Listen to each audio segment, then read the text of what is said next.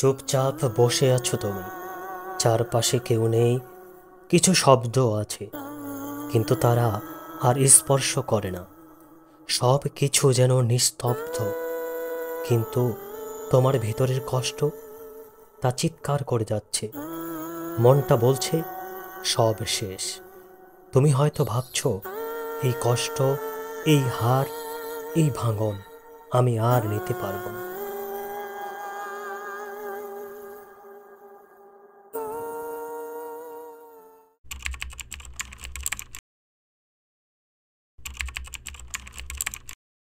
আমি জানি এই মুহূর্তটা কতটা ভারী। এই দমবন্ধ সময়ের ভিতর থেকেও আমি তোমাকে শুনতে পাচ্ছি। এই কষ্টের কথা তুমি কাউকে বলতে পারো না, কারণ সবাই বলবে ভালো হয়ে যাবে। কিন্তু তারা জানে না তুমি কতটা চেষ্টা করেছো ভালো হতে। তুমি হয়তো রাতে ঘুমাও না, ভেতরে ভাঙতে ভাঙতে বাইরে হাসো। তোমার নিজের কাছেই তুমি অপরিচিত হয়ে গেছো। এই তো জীবনের খারাপ সময়, এটা সবাই পায়, কিন্তু সব সময় কেউ বোঝে না। তবে তুমি জানো কি, এই পৃথিবীর সবচেয়ে শক্ত মানুষগুলোও এমন সময় পার করেছে। তারা একদিন চিৎকার করে কেঁদেছিল, তারা একদিন ভেবেছিল আমি শেষ। কিন্তু জানো কি হয়েছে? তারা একদিন বুঝেছে এই কষ্ট, এই যন্ত্রণায় তাদেরকে গড়ে তুলেছে। তুমি এখন ভাঙছো না, তুমি গড়েছ, তুমি গড়ছ, তুমি তৈরি হচ্ছ এক নতুন আমির জন্য।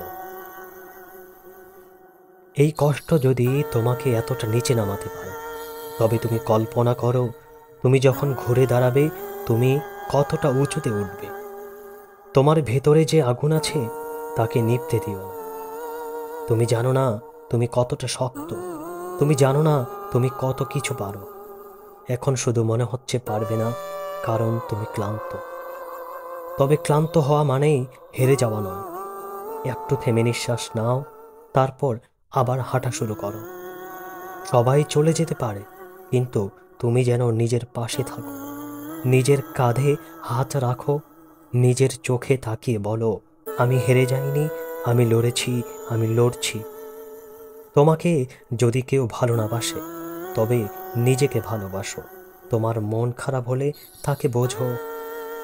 নিজেকে তুমি যতটা সম্মান দেবে, তুমি ততটা অটুট থাকবে। তুমি এই জীবন নামের যুদ্ধের যোদ্ধা। তুমি ক্লান্ত হতে পারো, কিন্তু তুমি থেমে যাওয়ার জন্য জন্মাওনি। তুমি এখন অন্ধকারে হয়তো, কিন্তু সূর্য ঠিকই উঠবে তোমার জন্য। আজকে তুমি যদি শুধু একটু উঠে দাঁড়াও, তাহলে কালকে তুমি দৌড়াতে পারবে। তুমি পারবে, তুমি অবশ্যই পারবে। তুমি ভাঙনি, তুমি তৈরি হচ্ছ।